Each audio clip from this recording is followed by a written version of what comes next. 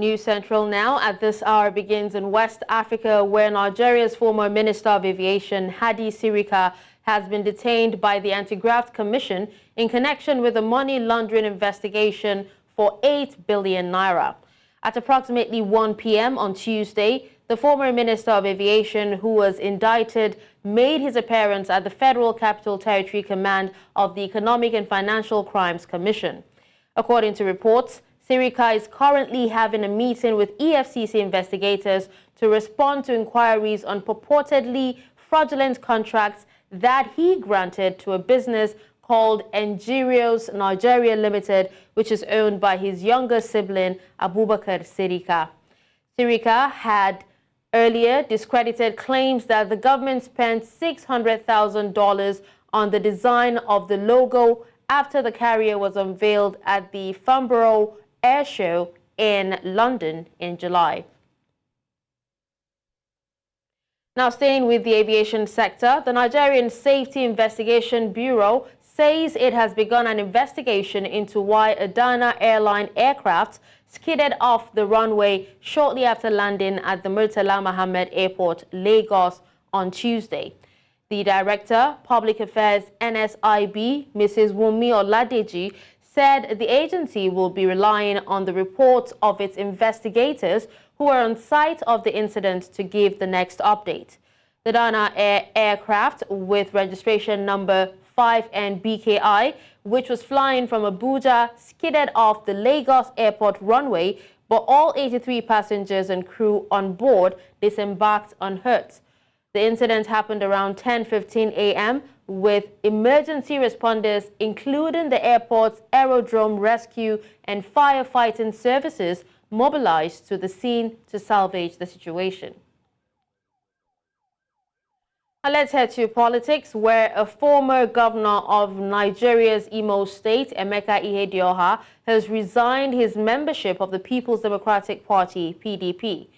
In his resignation letter addressed to the PDP chairman in Mbutu Ward, Abombese local government area of the state, Ihedioha cited a misalignment between his personal beliefs and the current trajectory of the main opposition party.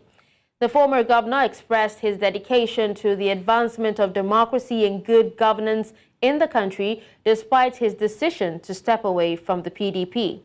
Ihedioha lamented recent developments within the PDP, stating that it had deviated from its core principles. He voiced concerns over the party's inability to enact internal reforms, uphold its own regulations, and effectively oppose the ruling All Progressives Congress, APC. The Rivers State House of Assembly on Monday passed the Rivers State Local Government Amendment Bill into law by overriding the assent of Governor Siminalayi Fubara. The new law, among others, stripped the governor of the power to appoint caretaker committees for local government areas.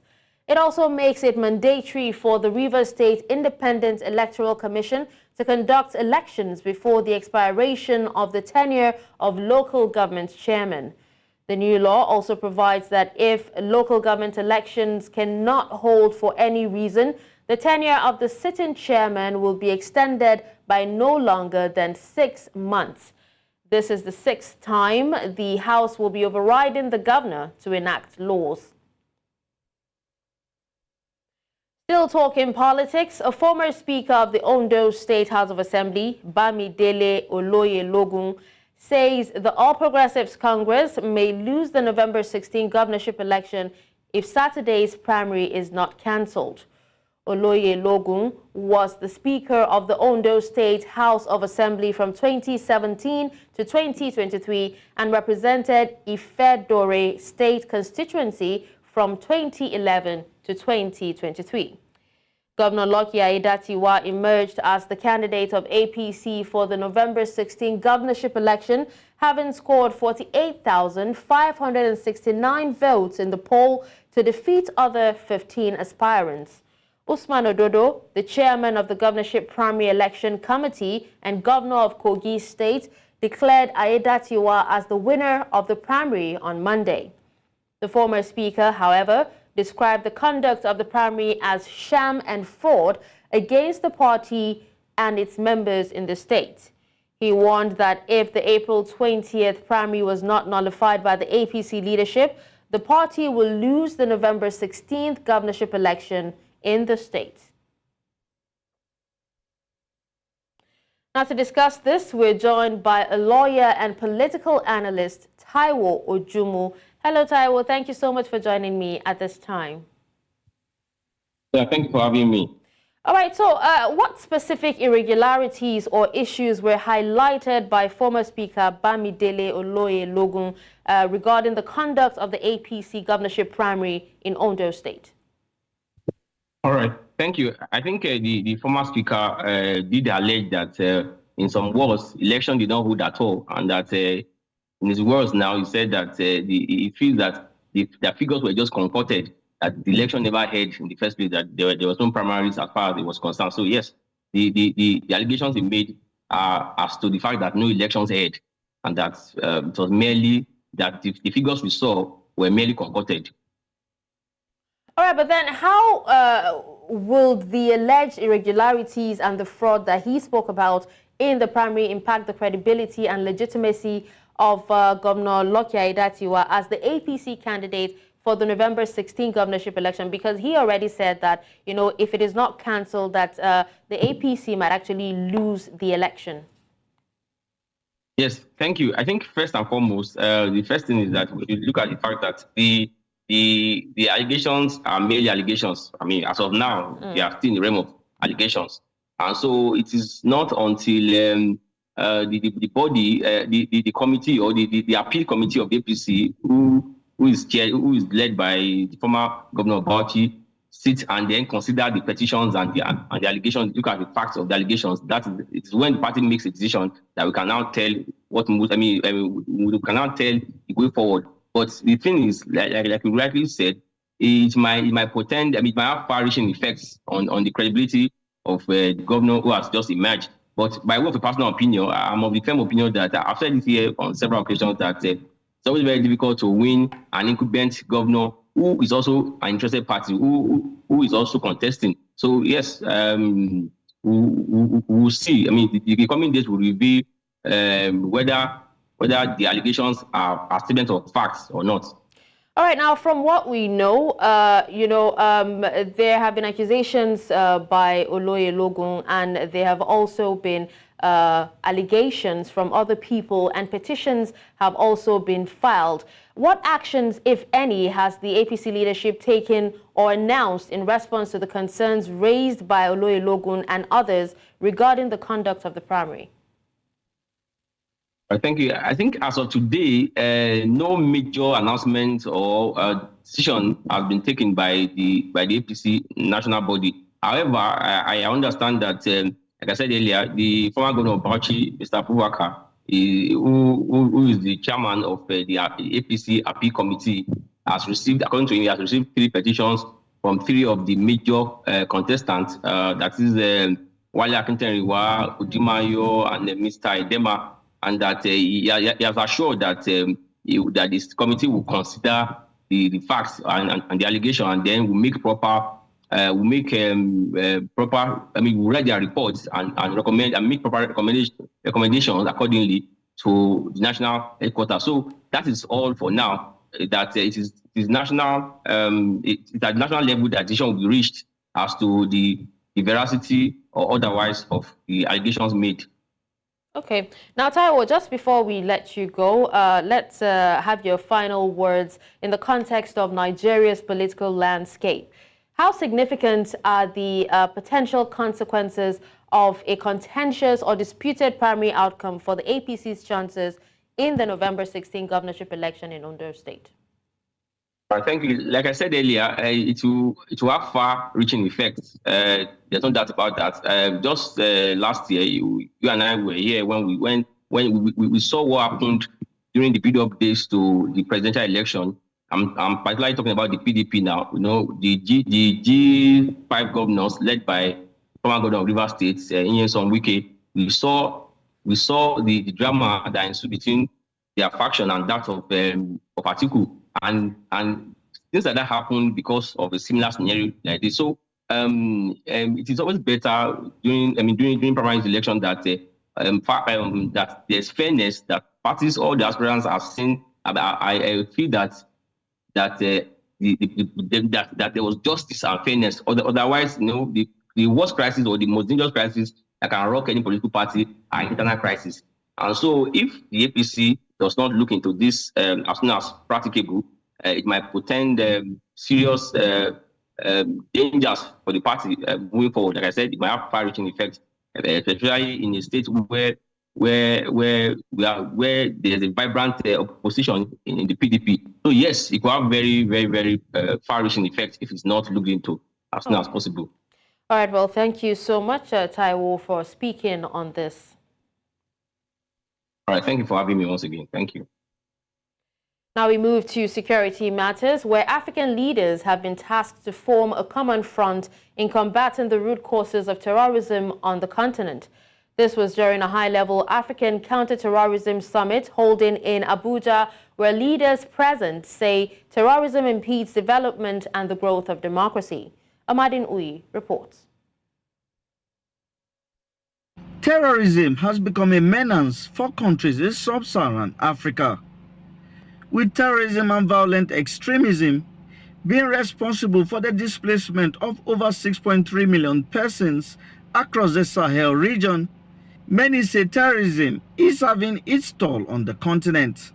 Terrorism snaps at the very fabric of the tranquil, prosperous, and just society we seek to build for ourselves and our children.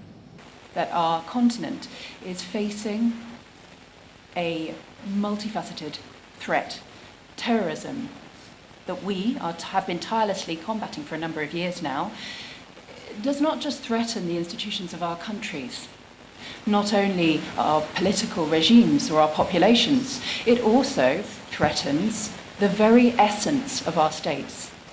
At this African high-level meeting on counter-terrorism, attended by regional leaders, many of them say terrorism is impacting negatively on development and democracy. The theme of this high-level African counter-terrorism meeting, strengthening regional cooperation and institution building to address the evolving threats of terrorism, is timely.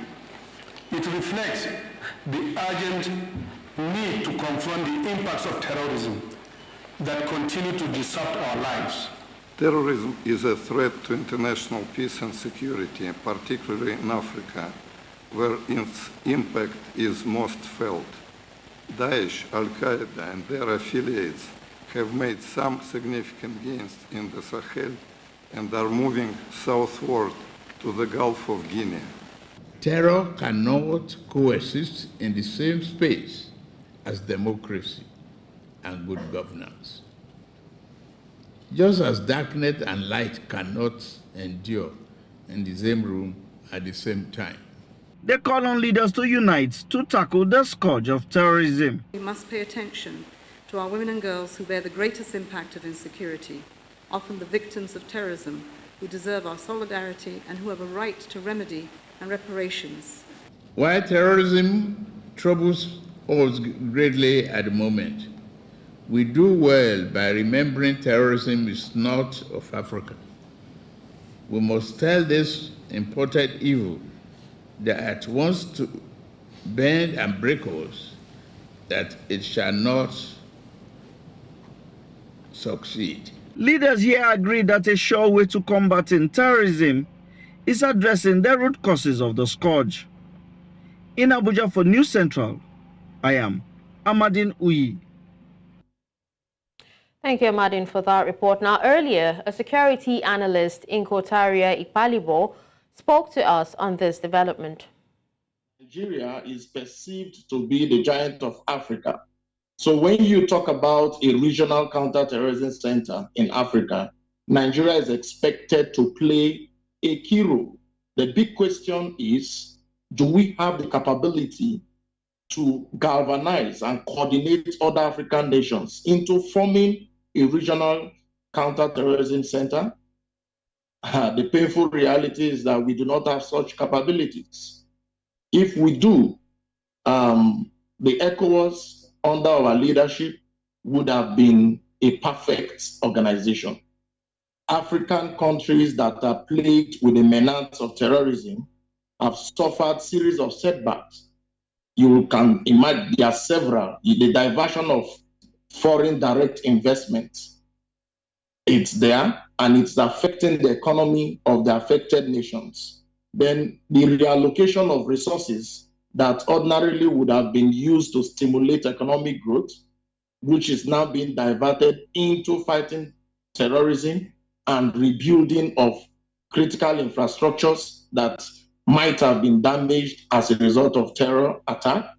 Those are things that are directly affecting African countries that are being plagued with the menace of terrorism.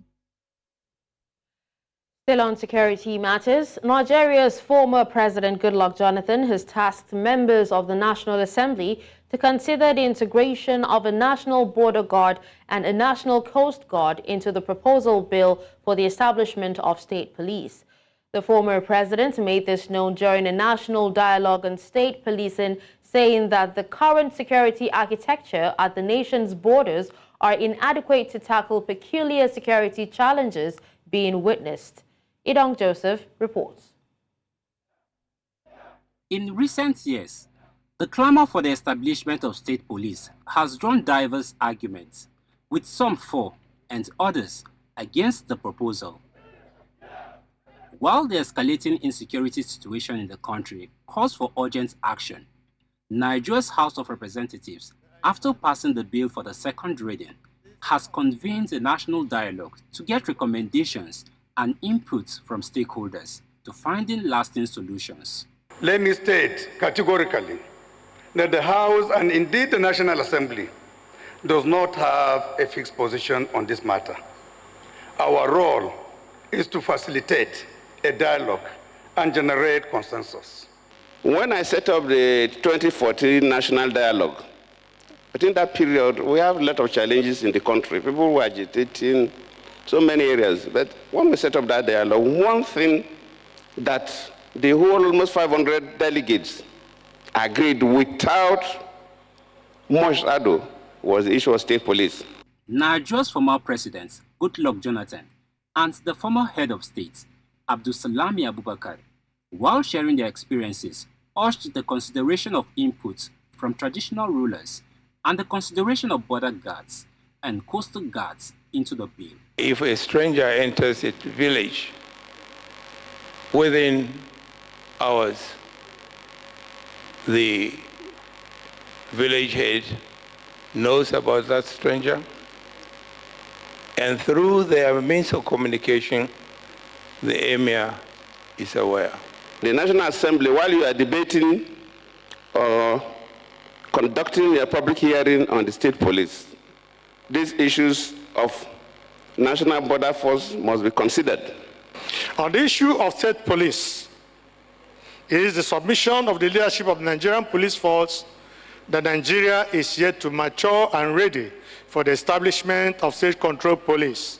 President Bola Tinubu, who was represented by his vice, pledged the commitment of the executive to implement the legislation when passed. The insights we gain will inform our administration's approach to supporting legislation that not only enhances the capacity of our police force, but also strengthens the bonds of trust between law enforcement and the public. The discussion for the adoption of state policing has always courted controversies. Stakeholders here are calling on Nigeria's National Assembly to give more attention to issues bordering on right of abuse of citizens, financing of the police, and modalities for their recruitment.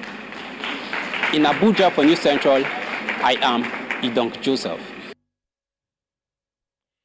Moving away from that, let's also tell you that Inspector General of Police, Kayode Egbetokun, believes the country is not mature for state policing despite the myriad of security challenges facing it.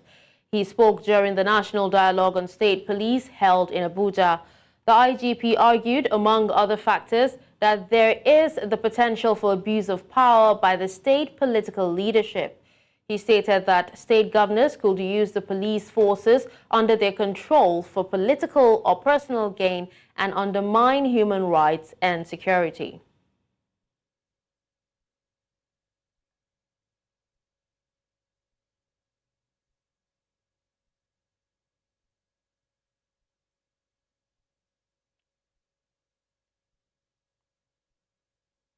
Now, to discuss this, we're joined by a public affairs analyst, Jide Ojo. Hello, Jide. Thank you so much for joining me at this time. It's my pleasure. Good evening. Good evening. All right, so speak to us on the specific security challenges that Nigeria face at its borders and coastal regions that warrants the consideration of a national border guard and national coast guard as suggested by former President Goodluck Jonathan.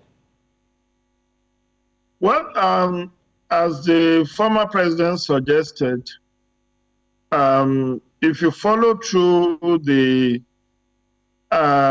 discussion over the past years, there have been so many concerns raised about the porosity of our Nigerian borders. It may interest you that years back, the Nigerian Immigration Service discovered that there are 1,400 illegal entry routes into Nigeria.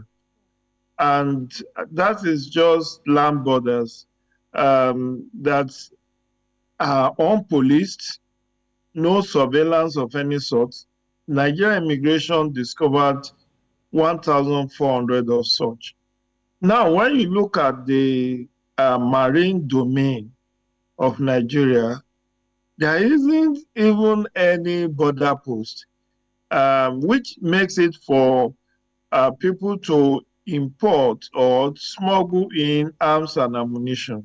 So the whole import of having coastal guard and then having the broader border post guard is geared towards ensuring that we are able to cut off supplies of small arms and light weapons that may possibly be smuggled into the country through these two areas, the land borders and then the waterways.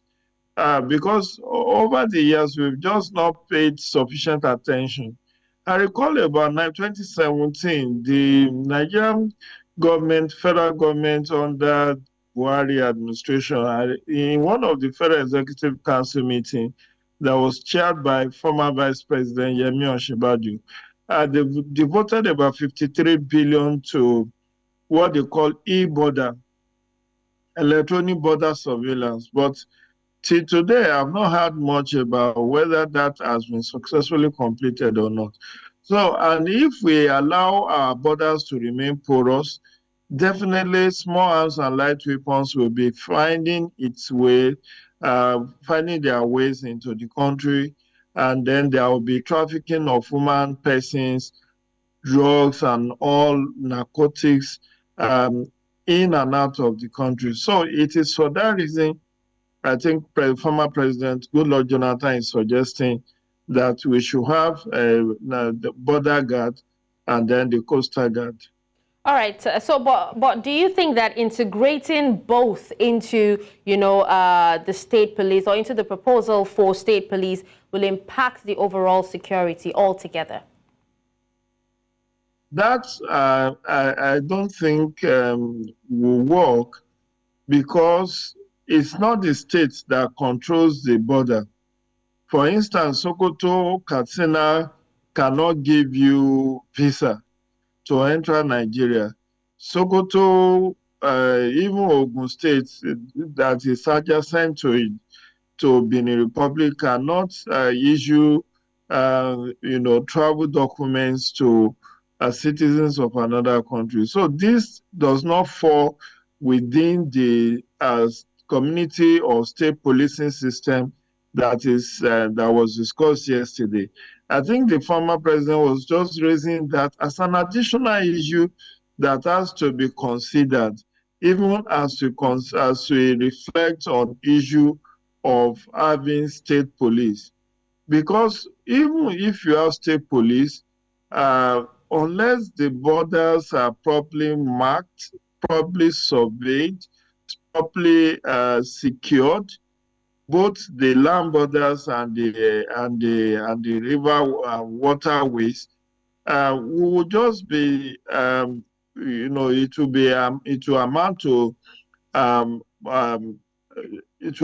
to mopping a leaking roof if we do not find a way to interdict and ensure we cut off supply of small arms and light weapons into the country, and also prevent trafficking in person, trafficking in narcotics, trafficking in even food items. All this smuggling of food in and out of country, smuggling of used vehicles called tokumbo, and all of that. It is made easy because our borders are very porous. I recall that former Minister of Information and Culture, Alhaji Lai Mohammed, said he once visited a community in Ogun State some time ago, and he found out that the traditional ruler of that community, the frontage of his residence is in Nigeria,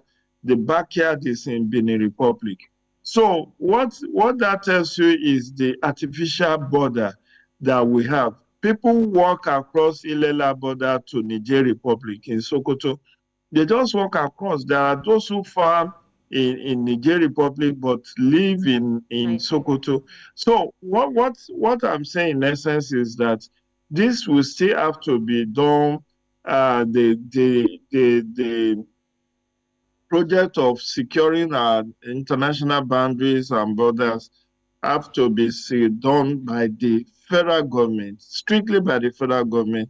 It's not within the purview of the state. Even if a state police is established today, it cannot be part of the responsibility of that state police to man our international boundaries. All right, well, thank you so much, Jide Ojo, for joining us and speaking to us on this.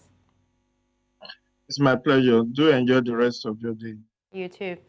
All right, with that, we'll take a break, and when we come back, News Central Now continues. Stay with us. Welcome back, and thank you for staying with us. Now, in the last week of April in every year, the global immunization community celebrates the life-saving power of vaccines.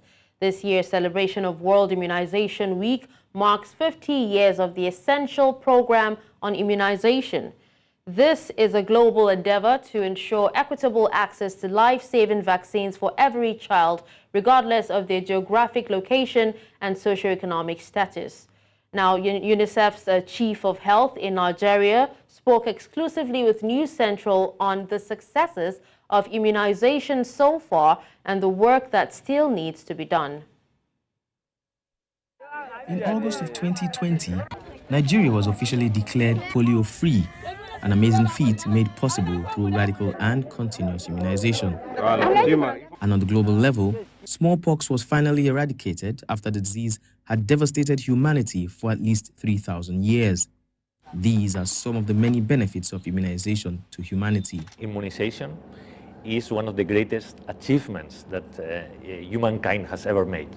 Right? We estimate that in the last 50 years, more than 154 million lives have been saved. In things like the diphtheria outbreak that we had here in Nigeria last year, how has almost disappeared because of a quick reaction from the government doing vaccination, right? So vaccines are extremely effective. Even though successes like these have been recorded locally and globally, there still is a lot more to be done. The past few years has seen vaccine hesitancy become an issue in certain parts of Nigeria, adding to the already existing challenges of vaccination. And UNICEF says if vaccination is to improve, all hands will have to be on deck. The primary healthcare system is weak. We don't have enough doctors, enough nurses, enough midwives. The infrastructure is poor. We don't have enough drugs, medicine, financing. The second reason is big inequalities, right? We are seeing that in the Northwest or the Northeast, the indicators are worse than in other places. And even within the states, there are big differences. Urban, rural, poor, rich, educated, not educated, right? So this results in poor outcomes for children. And finally, issues on access, right? Especially for violence or insecurity. World Immunization Week, which is celebrated in the last week of April, aims to highlight the collective action needed and to promote the use of vaccines to protect people of all ages against diseases. The theme for this year's week is Humanly Possible, Saving Lives Through Immunization. We need to fall back again in love with the vaccines. When we were children, our parents were vaccinating us. Now people are not so keen into that. So this is the narrative we need to change, how we can ensure that people can vaccinate again their children, showing that we still love immunization. The World Health Organization hopes that with proper awareness and the joint effort of all involved, the decline in vaccination witnessed during the pandemic and most recently can be improved upon so a million more lives can be saved through immunization. In Lagos for News Central, I'm Bernard Akide. Now let's move to the south of the continent, where in South Africa, President and leader of the ruling African National Congress, Cyril Ramaphosa, has taken his campaign to eastern KwaZulu-Natal province, a key battleground in the May 29th election. KwaZulu-Natal went to the ANC at the last election in 2019. But nationwide, this election is set to be the closest run-in in decades. The party, backed by ex-President Jacob Zuma, Umkhonto we Sizwe, could provide competition, not least because KwaZulu-Natal is Zuma's home province. I've been very encouraged by the response of our people here, and I get a good sense that in this area, in this precinct of KZN, the ANC is going to receive an overwhelming majority and is going to be brought back as the governing party in the province and also at the national level. So thank you very much. We are working to make load shedding history, and the steps that we are taking are bearing fruit on a daily basis. And the incidents of load shedding are becoming less and less.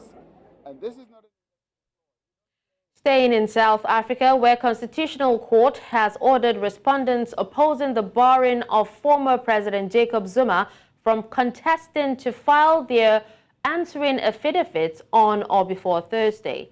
Now, this follows the Independent Electoral Commission turning to the Apex Court for clarity on Section 47 of the Constitution that prohibits an individual who has previously been convicted from contesting for the country's elections. Umkhonto we Sizwe is a political party led by former President Zuma and an ex-convict who spent 2 months in prison. In South Africa, the country says it will push for the phasing out of polluting single-use plastics in a new global treaty. Now, the country will also call for the establishment of a fund to end plastic pollution. Domestically, much of the plastic pollution is driven by poor refuse removal services. In 2022, South Africa supported the development of an internationally legally binding instrument to combat plastic pollution at the 5th session of the United Nations Environment Assembly. The consultation is intended to consolidate the country's negotiating position at the INC4, which is taking place in Ottawa, Canada, from 23rd to 29th April 2024. The Intergovernmental Negotiating Committee is mandated to develop an international legally binding instrument to end plastic pollution and marine litter, addressing the full plastic life cycle, and set out a series of provisions to be developed. Now, in other news from around the world, Columbia University cancelled in-person classes. Dozens of protesters were arrested at New York University and Yale, and the gates to Harvard Yard were closed to the public Monday as some of the most prestigious U.S. universities sought to diffuse campus tensions over Israel's war with Hamas. Now, more than 100 pro-Palestinian demonstrators who had camped out on Columbia's Green were arrested last week, and similar encampments have sprouted at universities around the country as schools struggle with where to draw the line between allowing free expression while maintaining safe and inclusive campuses. At New York University, an encampment set up by students swelled to hundreds of protesters throughout Monday. The school said it warned the crowd to leave, then called in the police after the scene became disorderly, and the university said it learned of reports of intimidating chants and several anti-Semitic incidents. Now for more on this, I'm joined by our international correspondent, Afia Hagen. Afia, when did this protest movement start on U.S. campuses? Well, this sort of kicked off last week, Monday, in this particular instance. And that was after Columbus University was thrust into the spotlight after New York City police were called to the campus and arrested more than 100 demonstrators. Now, this Monday, Columbus announced that all classes will be held virtually, with the president of the university, Baroness Shafik, citing incidences of intimidating and harassing behavior. She said that tensions on campus have been exploited and amplified by individuals who are not affiliated by Columbia and have gone to campus to pursue their own agendas. Now, in New York, at New York University, protesters set up tents across from the Stern School of Business. NYU protesters were calling on the school to disclose and divest its finances and endowments from weapon manufacturers and companies with an interest in the Israeli occupation. And now, yesterday, as night fell, their police started arresting protesters. You also had about 50 protesters gathering at Yale University in New Haven in Connecticut.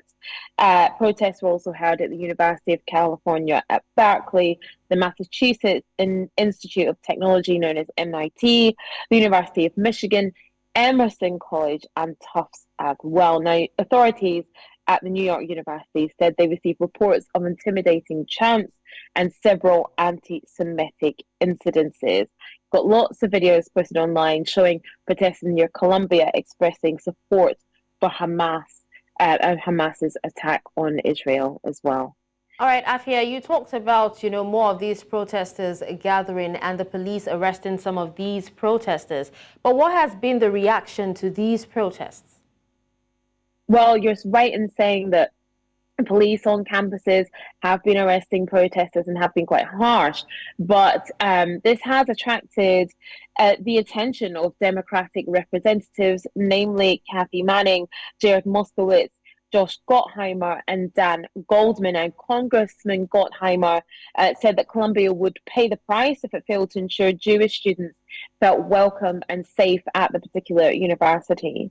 The North Carolina Republican Virginia Fox said that the chair of the House Education Committee, she is the chair of the House Education Committee, and she wrote that Columbia's continued failure to restore order and safety constituted a breach of obligations on which federal assistance was contingent and must be immediately rectified.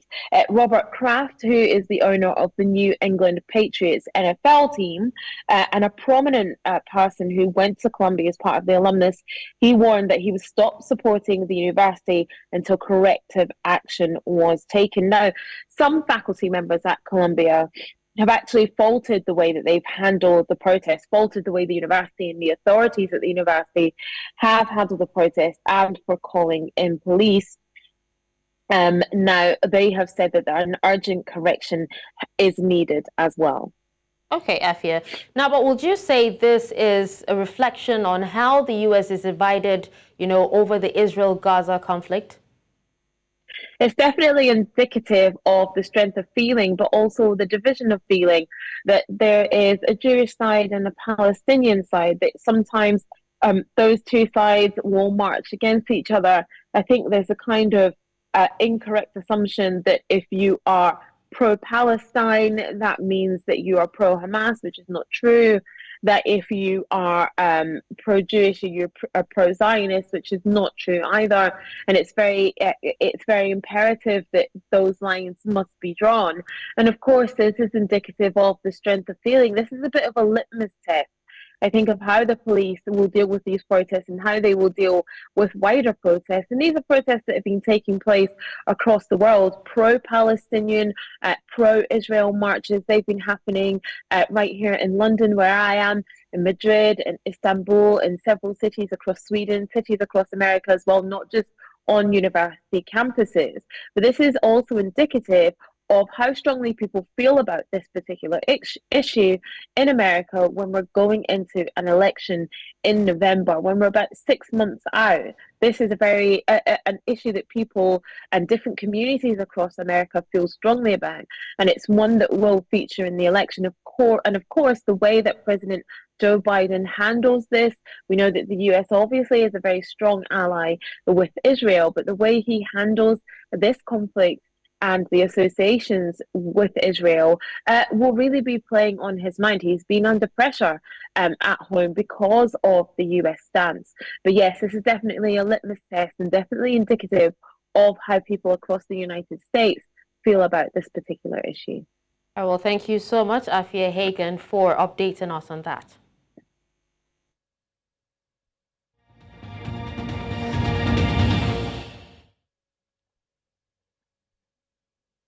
Let's head to business, where Nigeria's Power Minister Adebayo Adelabu unveiled a proposal on Tuesday, April 23rd, to establish 3 gigawatts of solar energy sources across 25 states in the north and southwest regions. This announcement came during a power sector stakeholders workshop organized by the House of Representatives Committee on Power. The workshop themed Confronting Nigeria's Power Challenge as the nation migrates to a multi-tier electricity market, a legislative intervention, also addressed the major challenges currently facing the power sector. Before the unbundling of the sector, I once said that on my visit to some of these substations, I noticed a transformer installed in the 60s, carrying the logo of ECN over 50 years ago. How will that support the transmission sector? We lack the adequate technology. The investors did not bring money. The investors brought money. But the investors found it difficult to bring more money because the money that was brought before, there has been no return. And a lot of us seem not to realize this. As we speak today, we, the investors in the power sector, we are the one subsidizing the sector. In my generation business, I'm being owed over 1.4 trillion. I doubt if there is any businessman anywhere else in the world that will be owed that much and will still breathe, and people will say, do more. How more can I do? At the point of acquisition, the exchange rate was 167. Fast forward, it became 198. Fast forward, it became 220. Today, what's the exchange rate? The consuming public are saying no.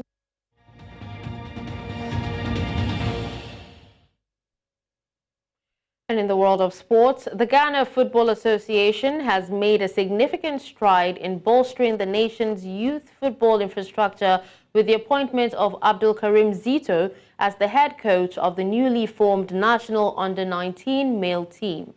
This strategic move underscores the GFA's steadfast commitment to nurturing young talent and fostering a culture of consistent excellence across all national teams. It aligns perfectly with the association's vision of establishing a comprehensive developmental pathway for Ghanaian players from grassroots to elite levels. Assisting Zito in this crucial role is former Ashanti Kotoko striker Eric Beko, whose wealth of experience and positive energy will complement Zito's leadership qualities. Karim Zito brings a wealth of coaching experience and a proven track record in talent development to his new position. Liverpool are set to announce a new multi-million-pound kit deal with global sports brand Adidas, with the contract set to kick in at the start of the 2025-2026 season. It has been reported that Adidas outbid Liverpool's current kit supplier Nike and fellow sports retailer Puma to win a deal that will run for 5 seasons, reuniting the brand and Premier League club after 13 years. Liverpool only switched to their partnership with Nike during the 2020-2021 season after winning a court case against previous supplier New Balance, who claimed to have matching rights with the new agreement. Nike's flat £30 million per season partnership with Liverpool, which reportedly rises to £50 million after royalties, is comparatively low for a top-tier kit deal, but it is claimed the Reds were attracted by the sports brand's global reach and marketing strength. And that's all at this hour. But before we go, let's take another look at some of our top stories. We told you that EFCC arrests former Minister of Aviation, Hadi Sirika, over failed national carrier. We also told you that former Imo State Governor, Emeka Ihedioha, quits PDP. Finally, you heard that President Ramaphosa leads ANC campaigns in KwaZulu-Natal ahead of elections. Send your eyewitness report to the WhatsApp number on the screen. Do you follow us on social media? We are at News Central TV. You can watch News Central live on DSTV channel 422, Star Times channel 274, Avo TV, and YouTube. Many thanks for watching. I'm Darshan Usman.